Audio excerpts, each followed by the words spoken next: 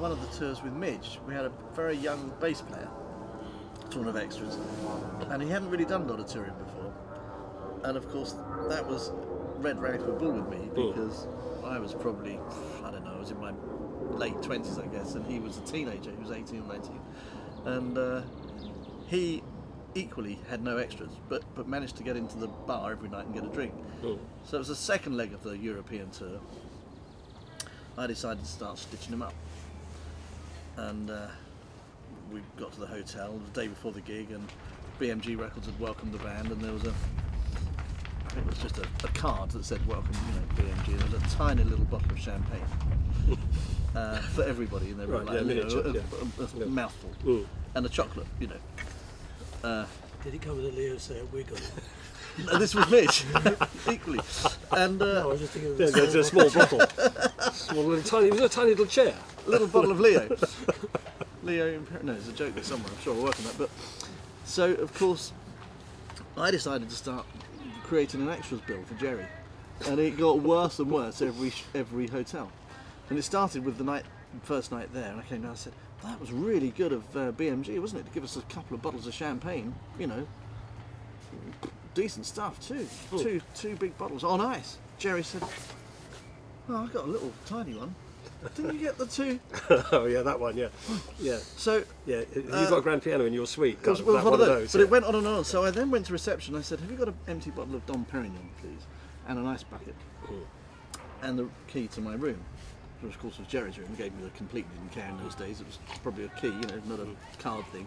And I went up to his room, put the bottle upside down in his room with ice, and came back down there. And I said, Jerry, you must have had a big bottle of champagne.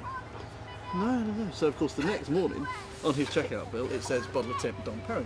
He said, I didn't have that. And of course, we said, well, I saw it in your room last night. It was upside down in the ice bucket, Jerry. No, it wasn't. So the next night, of course, the next night, his checkout bill said, bar, 48 quid. Mini bar, done completely, the whole thing.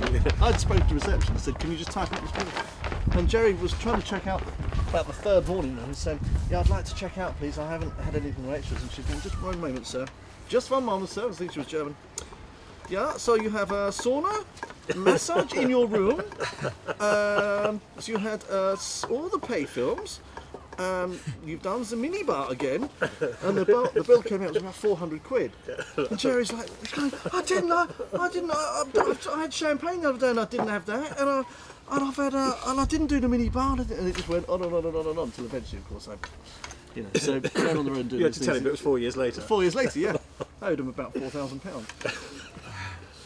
That's a lie. I love all that stuff. Eric Thompson, I don't know whether you've come across Eric Thompson, ICO in the early days. He was one of these guys who liked to joke, but always lost. Forever lost.